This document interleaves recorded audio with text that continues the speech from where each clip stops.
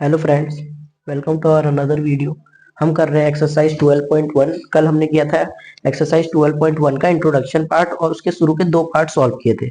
आज मैं उसके तीसरे पार्ट यानी find the common factor of the given terms के तीसरे पार्ट से शुरू करता हूँ।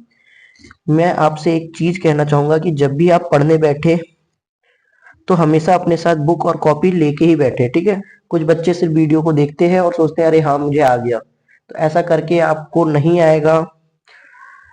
ठीक, इससे सिर्फ आपका टाइम और डाटा ही वेस्ट होगा और कुछ नहीं होगा, और आप खुद को धोखा दे रहे हैं। तो देखिए इस क्वेश्चन में क्या करना है, हमें बेसिकली इसका कॉमन फैक्टर निकालना है इन दोनों का। तो देखिए जैसे मैं सबसे पहले 14 PQ का फैक्टर निकालता हूँ, क्या आएगा, 2 7 जा 14 होता है, प्राइम फॉर्म में निकाल दिया, इंटू पी इंटू क्यू, इसके फैक्टर ये आ गए। सेम यहाँ मैं 28 P² Q² के फैक्टर निकालता हूँ। 28 का फैक्टर क्या होगा, 2 × 2 × 7। ठीक है, मैंने कल बताया था जिसको नहीं आता है वो नंबर्स का क्या करे, एलसीएम निकाल ले, जो एलसीएम होगा वही उसके प्राइम फैक्टर्स होंगे। इंटू P² यानी P into P into Q. मैं बेसिकली पूरा ही एक्सप्रेस करके करा रहा हूं आपको, ताकि आपको दिक्कत ना हो। अब क्या करना है, हमें यहां हमें निकालना है कॉमन फैक्टर, है ना।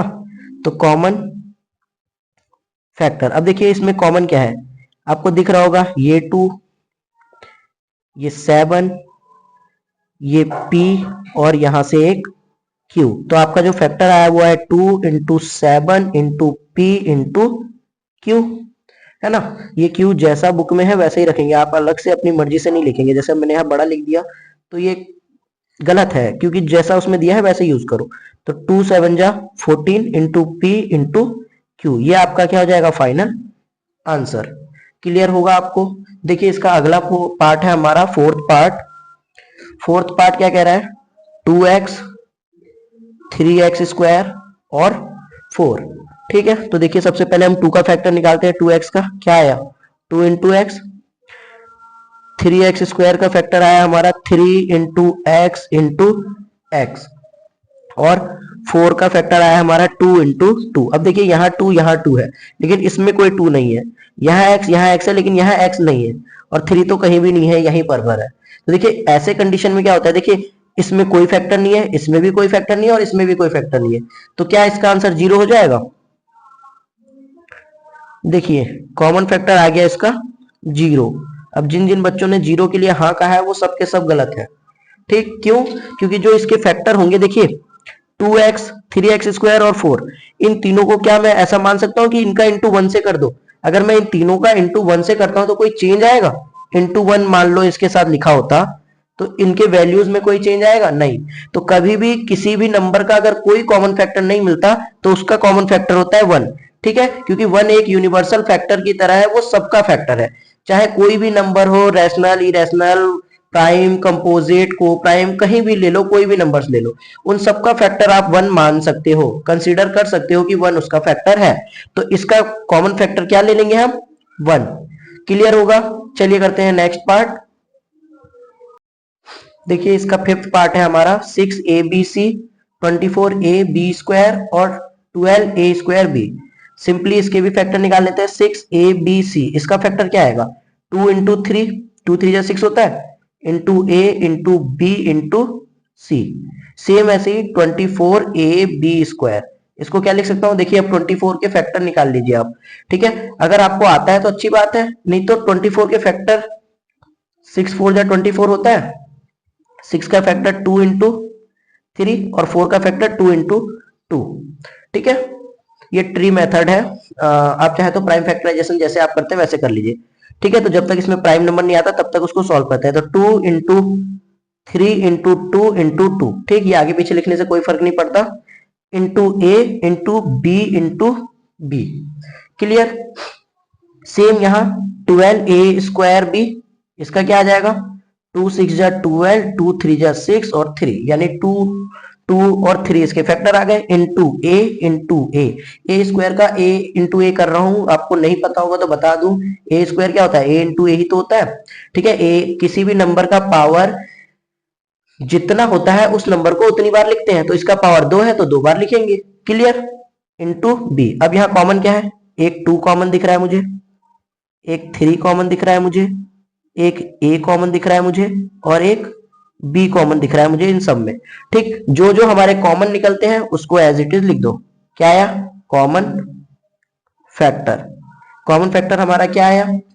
2 × 3 × A × B, यानी 2 3 6 AB। क्लियर? चलिए इसका नेक्स्ट पार्ट करते हैं, सिक्स्थ पार्ट। सिक्स्थ पार्ट है हमारा 16x³ माइनस 4x², ठीक है, और 32x।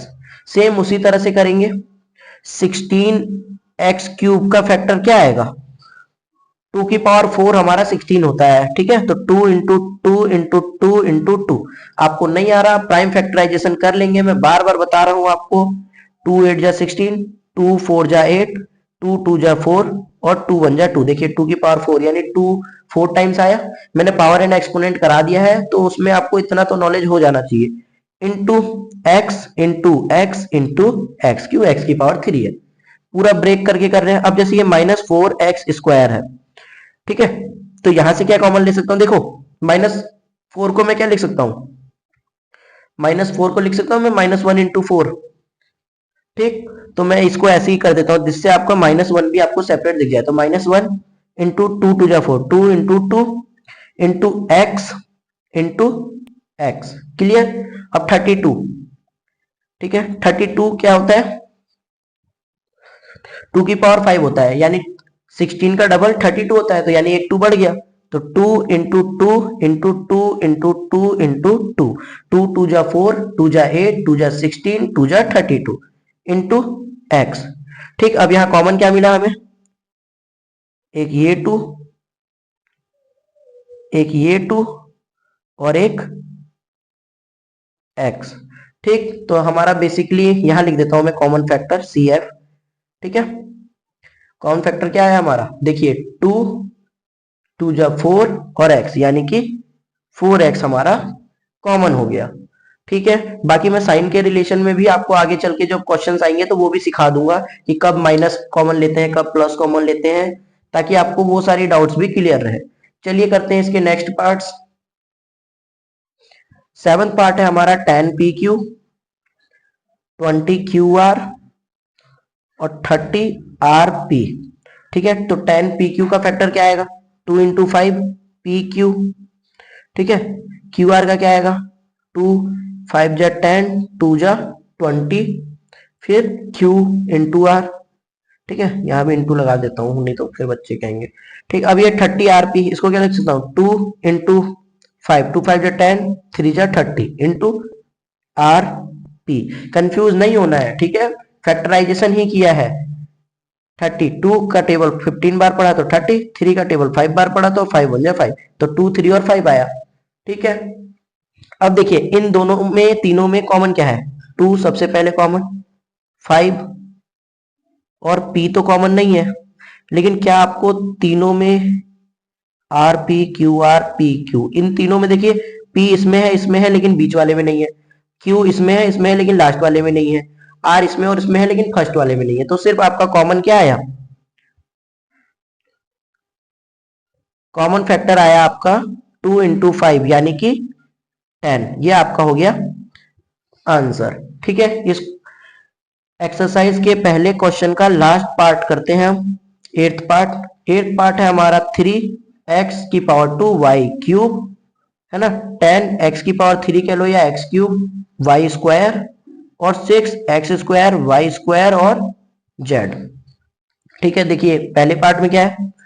3x² y², इसके फैक्टर क्या है? Factor of 3x² y², 3 × x × x × y × y × y। दूसरा 10x³ y², ये क्या आएगा?